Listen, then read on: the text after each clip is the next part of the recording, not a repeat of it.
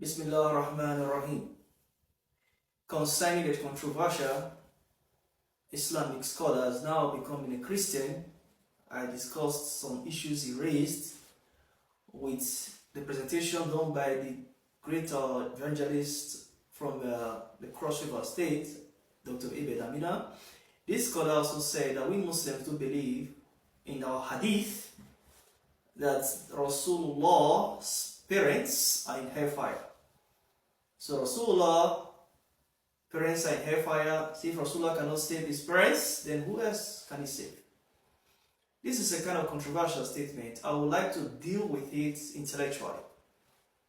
And with this, I'll present some hadith for you where the hadith was found. Because the books of hadith, where that particular hadith was recorded, is found in Sahih Muslim and also found in Sunan Abu Dawud. Now, in Sahih Muslims, which is the second Sahih books in the Aqidah, the Sunnah wa Jama'ah, that after Bukhari we have Muslim, we have Sunnah ibn Majah, we have Sunnah Abu Dawud, we have Sunnah Tirmidhi, and we have Sunnah Nasai. Sahih Muslim, we go to the hadith where it was found. It's found in the book of Iman, Kitab Iman, and this hadith is recorded in number. You can go for a reference and check, please, for confirmation. It is found in number 203 on the hadith, number 203, book of Iman. As was reported, حدثنا Abu Bakr ibn Abi Shayba. But Abu Bakr ibn Abi Shayba was a very good teacher of Muslim. لشيبة حدثنا عن عقام حدثنا عن عفان حدثنا عن عماد ابن سلامة وعن تابيث from تابيث عن أنس بن مالك from أنس بن مالك قال يسأل يا رسول الله O رسول الله أين أبي? Yes, my father. The caller is Rasulullah said, في نار is in fire. فلما كفر. That when this particular person turned his face angrily, كفر. دعاه Rasulullah called him. He said, فقال, then he said, إن أبي وإن أبي وأباك في نار. So surely my father and your father are in the same hellfire. This is what is recorded in Sahih Muslim. The same hadith was confirmed by Sunan Abu Dawud, which corroborated what was recorded in Sahih Muslim. Now this hadith in Sunan Abu Dawud is found in hadith number 4718. Hadith number 4718. The record says, حدثنا موسى ابن إسماعيل حدثنا عن حامد ابن ثابت عن أنس from Anas that الرجل قال يا رسول الله. A man came, the man from Bedouin, says so, from the deserts. He came, يا رسول الله, O رسول الله, أين أبي? Yes, my father. قال, he said, أبوك في نار. Your father is in hellfire. فلما طفوا, when he turns out of anger, قال Allah said, Inna abi wa abaka fi nar. Your father and my father are in the same high fire. Then the hadith is sahih according to the grading by Al-Bani. Now, these are two books, Sunan Abu Dawud and Sunan and the Sahih Muslim, all recorded the same hadith from a narrator, which is questionable. Brother and sister, please bear with me. I will elaborate on these facts. Now the hadith is recorded, fine. That does not change the fact that Sahih Muslim is not Sahih. The books written by Muslim the Hajjah, which is Sahih Muslim, is Sahih.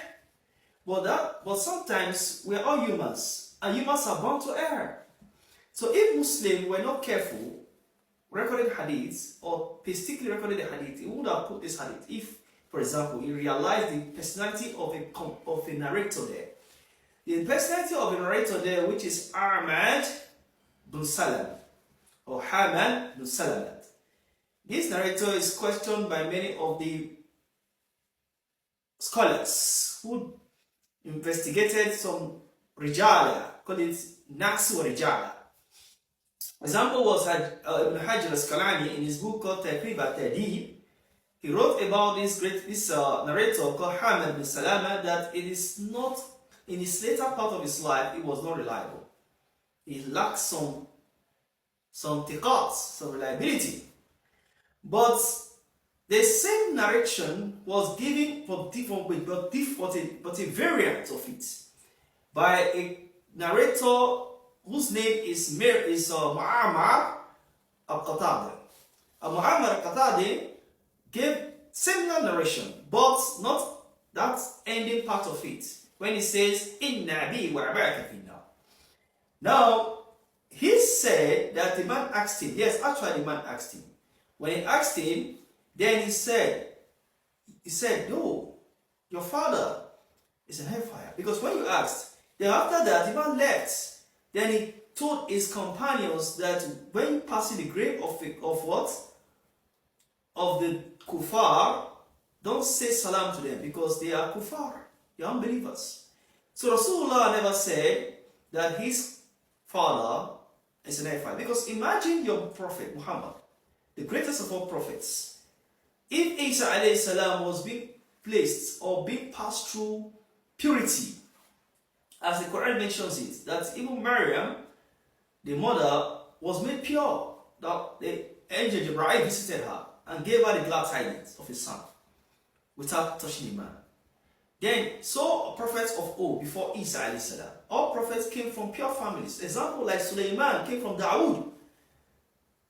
And we have from Musa alayhi salam, came from great prophets. You see, there are prophets from prophet upon prophet, because Allah mentioned. Let's look at some verse of the Quran to confirm what I'm saying.